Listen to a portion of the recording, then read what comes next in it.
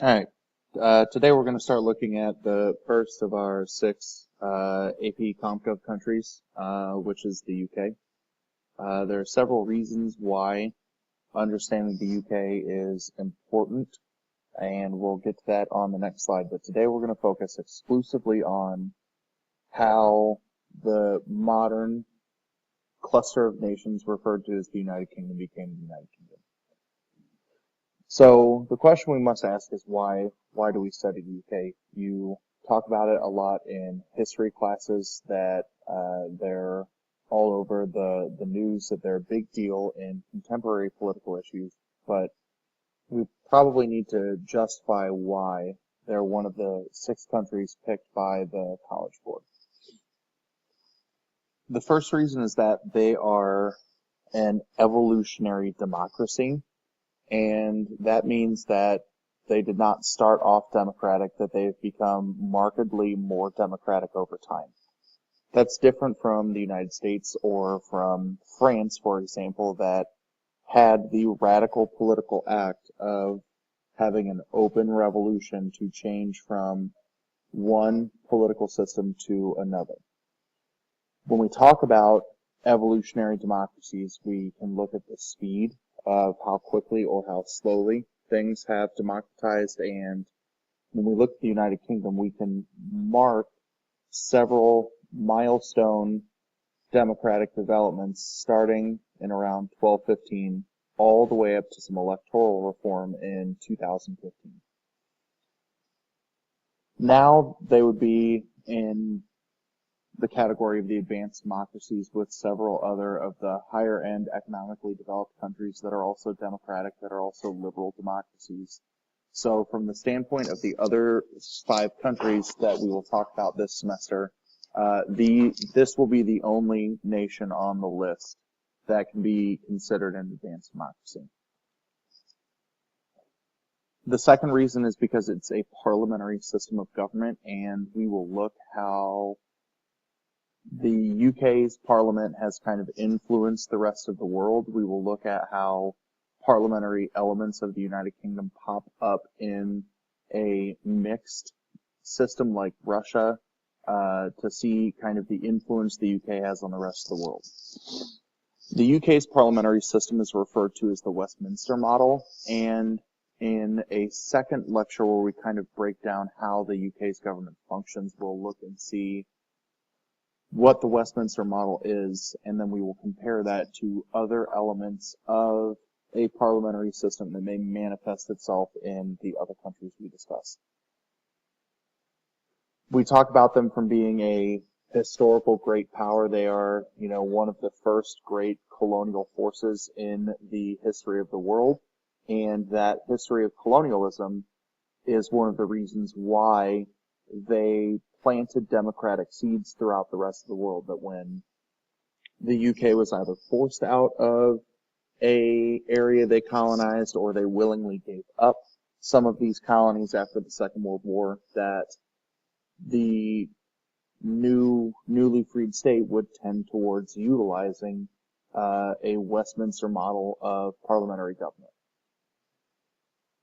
Of the countries that we study, they have a high standard of living, so when we look at public policy elements in the UK, we can start to discuss why the standard of living is so high, what has made the UK so economically successful.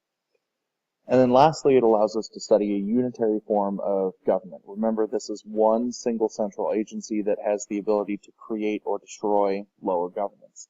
So when we talk about the UK, it gives us the best ability to study the process of devolution, where we will look at doctrines put into place by Prime Minister Tony Blair in the late 90s and early 2000s to increase the amount of power that the Scottish and Welsh parliaments had. And then we will also talk about in 2015-2016, after the Scottish Leave vote failed, some actions by Prime Minister Cameron to increase the influence of at least the Scottish Parliament. When we talk about the UK geographically, their official national title is the United Kingdom of Great Britain and Northern Ireland. And When we shorten that, it's just the United Kingdom, and we're talking about 4 nations that fall under one crown. If we were to talk about just Britain specifically, we are talking just about the British Isles of England, Scotland, and Wales.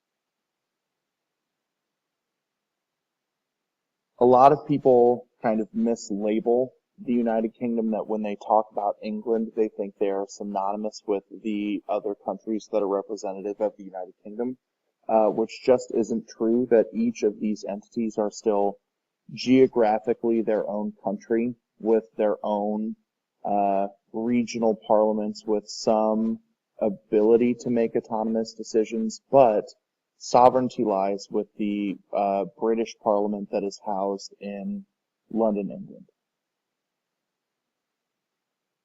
If you're interested, you can click on the quick explanation link, and they'll kind of talk through elements of the Acts of Union and kind of highlight some of the semantic differences between the way people refer to the UK differently.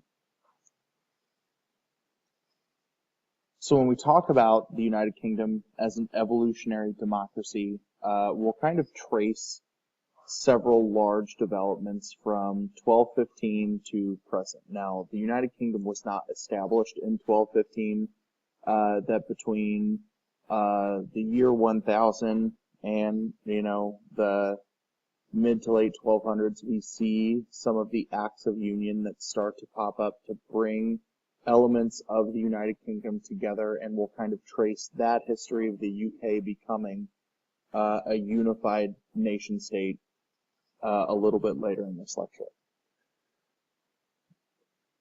For Britain to successfully evolve into something being more democratic, we have to look at actions of their government, of the sovereign, to make them be considered more democratic. We know that up until 1215, that they were exclusively a monarchy, that there was a king.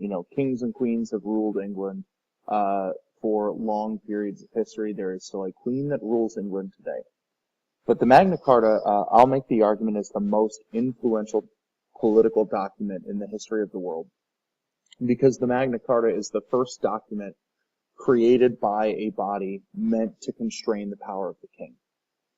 In 1215, the goal of the Magna Carta was to influence a lot of absolute, or reduce a lot of absolute power, a lot of arbitrary decision-making that could be carried out. So in addition to limiting power of the king, it also tried to normalize other legal protections. For example, it wanted to ensure trial by jury. It wanted to give folks due process rights. And it also spoke in favor of protection of private property to kind of eliminate some of the socialist elements of like the commons.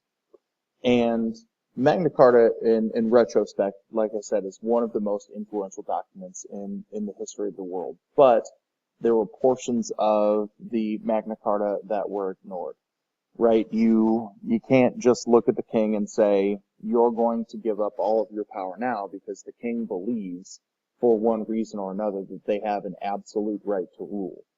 But if people have torches and pitchforks at the castle gates, then the king is going to be willing to cede some sovereignty. So in the period between 1215 and 1628, you see conflicts pop up in the name of protecting Parliament, that some folks see as the sovereign or as the government of the people that should have the most authority to act, and loyalists to the king who wanted to protect the trappings of an old aristocratic system. It's not for another 413 years till we see another large document, and we see the Petition of Right. You'll notice that the description of the Petition of Right is similar to elements of the Magna Carta because there were parts of the Magna Carta that were ignored, but the Petition of Right is new people making new demands on a new king to try and increase legal protections. In addition to protecting things like trial by jury or eliminating the use of martial law or overuse of the military policing during times of peace, the Petition of Right started asking the question, who should have the authority to increase or levy taxes on a populace? And the goal of the Petition of Right was to force the hand of the king to ask Parliament if the king or the queen or the sovereign wanted to increase taxes to make sure that any of this money taken in was for public good and not necessarily for private benefit. About 60 years later, we see what I think might be the second most influential document in English political history, and it's the English Bill of Rights. And here is where you are seeing an extension of the Petition of Right, right? The Petition of Right said the king just needs to consent Parliament on taxation. The new goal of the English Bill of Rights was for the king to consent Parliament on anything. It also increased freedom of elections for members of the House of Commons. It put some pressure on the House of Lords, although that was relatively unsuccessful. And it gave some First Amendment protections, probably most notably the right to question or petition the king.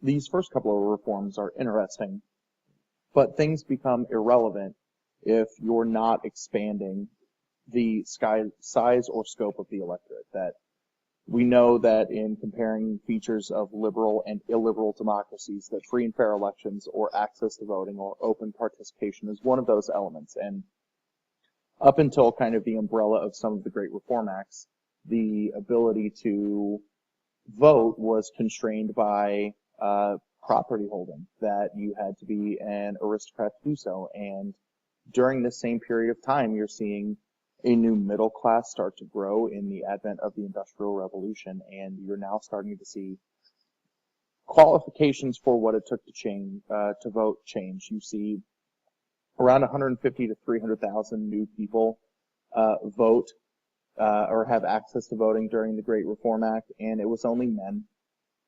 The Second Great Reform Act, which comes in 1867, changes the qualifications to say that male urban workers could vote, which increased the size of the electorate to 3 million.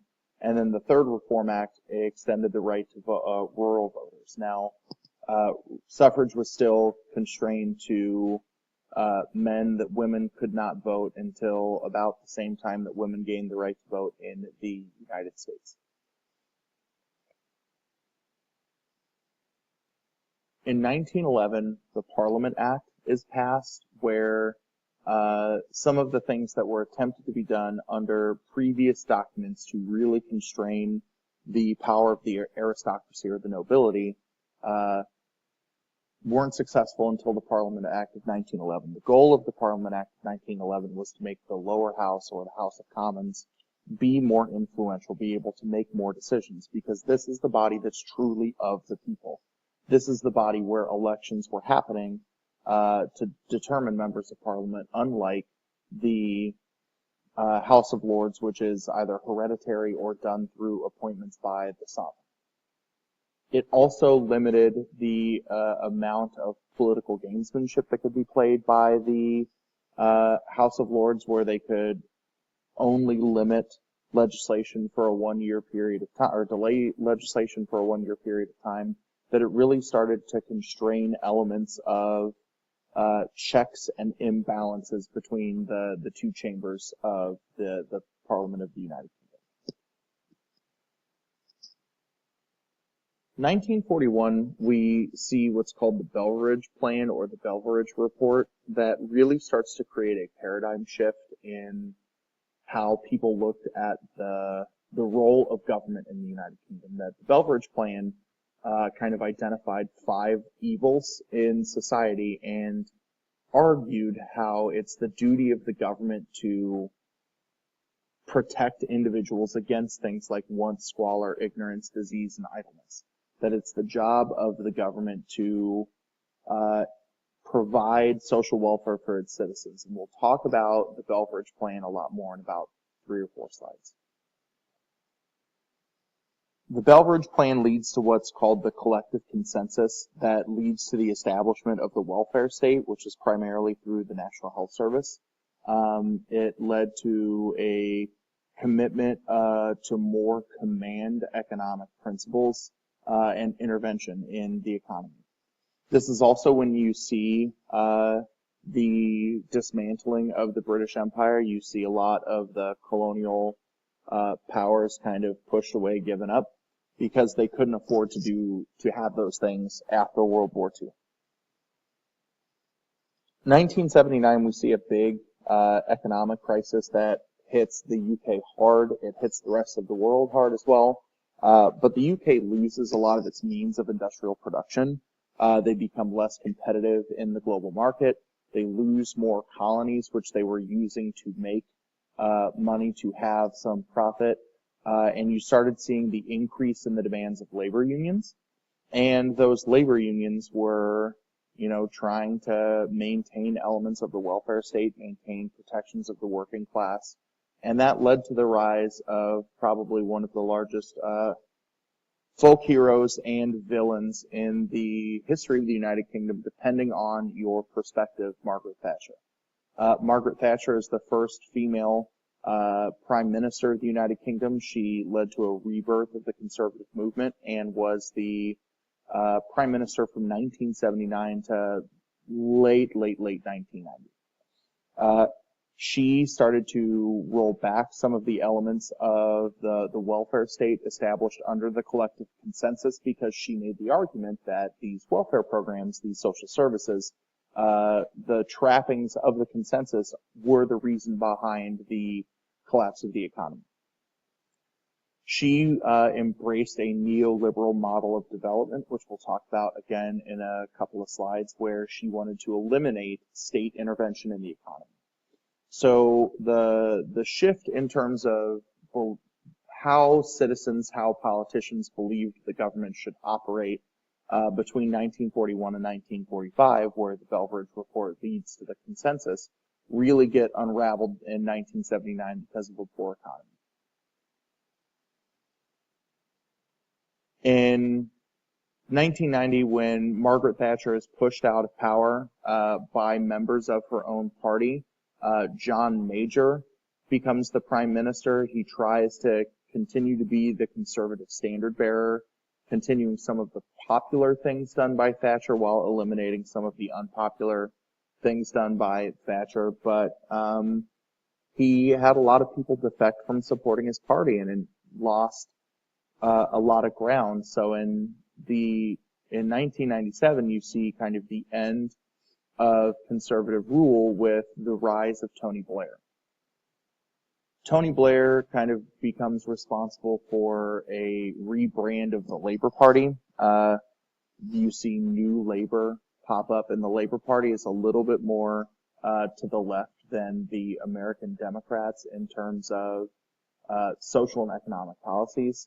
But for a 10-year period of time, he's able to rule, and he kind of falls out of grace because he's seen as George W. Bush's lapdog, that he was too supportive of unpopular American foreign policies, and was kind of punished by members of his party and constituents in the UK. This leads to Gordon Brown, another Labour Prime Minister, kind of continuing things for 3 years. And then in 2010, we see a hung parliament, meaning that nobody had a majority of the seats to form government. So we see a coalition government between unlikely bedfellows in between the Lib Dems and David Cameron and the Conservative Party. 2015, there's a new wave of elections where David Cameron is elected Prime Minister again, that there's no need for a coalition this time. And David Cameron stays Prime Minister until July of 2016, where he decides that he's going to bow out of politics because of the Brexit vote, that one of the promises that was made by Cameron after or during the 2015 electoral season was that if the Conservatives won majority again, there would be a referendum on Brexit. Once the Leave movement started gaining power or gaining kind of more legitimacy, Cameron became one of the largest or loudest voices in the Stay campaign. And when the Leave side won, he decided to bow out because maybe he's not the right prime minister for the job to help the UK leave the European Union when he was a loud voice in favor of same. We'll take a break here. When we come back, we'll talk about legitimacy. We'll talk about the role of the monarch, and then we'll start to look at individual policies of individual prime ministers.